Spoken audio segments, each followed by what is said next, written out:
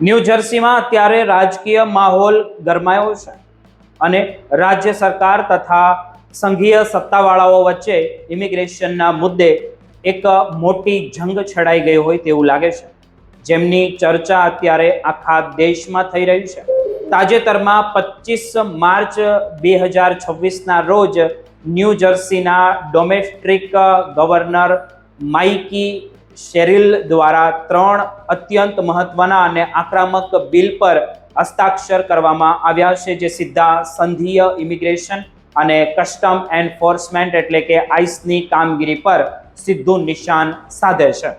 આ બિલના પેકેજમાં સૌથી વધુ ચર્ચિત અને વિવાદાસ્પદ કાયદો લો એન્ફોર્સમેન્ટ ઓફિસર પ્રોટેક્શન એક્ટ અને સેનેટ બિલ S3114 છે, જે હવેથી રાજ્યમાં કામ કરતા પોલીસ અધિકારીઓ અને ખાસ કરીને આઈસીઈ એજન્ટોને જાહેર જનતા સાથે વાતચીત કે પછી કોઈ પણ પ્રકારની કામગીરી દરમિયાન ચહેરા પર માસ્ક કે કોઈ પ્રકારનું જે આવરણ પહેરવા પર કડક પ્રતિબંધ મૂકશે.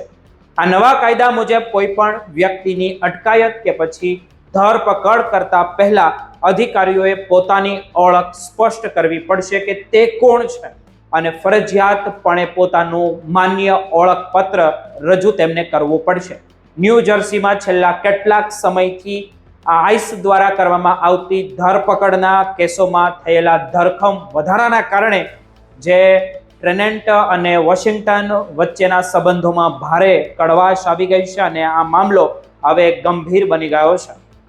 અને નેવાર્કમાં આયોજિત સત્તાવાર કાર્યક્રમ દરમિયાન ગવર્નર શેરિલે આ કાયદાને બંધારણીય અધિકારો અને સામુદાયિક સુરક્ષાના રક્ષણ માટે અનિવાર્ય ગણાવ્યો છે. તેમણે એવો ગંભીર આક્ષેપ કર્યો છે કે છેલ્લા 2 મહિનામાં આપણે જોયું કે યોગ્ય તાલીમ વગરના અને જવાબદારી ન હોય તેવા અને ભાન વગરના માસ્ક પહેરેલા એજન્ટોએ દેશભરના સમુદાયોને ભયના ઓથર હેઠળ મૂક્યા છે.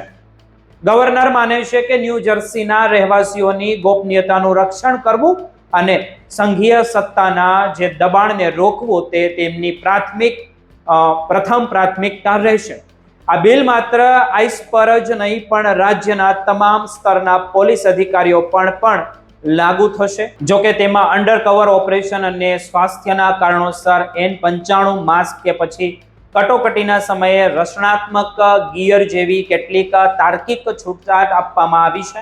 આ માત્ર માસ્ક પરનો પ્રતિબંધ નથી, પણ ન્યૂ જર્સીની લાંબા સમયથી ચાલી આવતી જે સેન્ચ્યુરી પોલિસીને મજબૂત બનાવવાનો એક વ્યૂહાત્મક ભાગ ગણી શકાય, જેના હેઠળ હવે રાજ્યની જેલમાં પણ અન્ય ગુનાહિત આરોપો હેઠળ બંધ કેદીઓની પૂછપરછ પણ કરવાની આઈસને મંજૂરી આપવામાં આવશે નહીં અને સરકારી વકીલો પણ હવે માત્ર ઇમિગ્રેશન સ્ટેટસના આધારે કોઈની અટકાયત કરી શકશે નહીં. સ્થાનિક પોલીસ હવે કોર્ટના ન્યાયિક વોરંટ વગર સંઘીય એજન્ટોનો કોઈ પણ પ્રકારના સંસાધનોનો ઓફિસ સ્પેસ કે પછી ડેટાબેઝ પૂરો પાડી શકશે નહીં. સેનેટર બેન્જી અને ટ્રોય સિંગલટન જેવા નેતાઓએ આ પગલાંને આવકારતા કહ્યું છે કે માસ્ક પહેરેલા એજન્ટો લોકોમાં ડર પેદા કરે છે.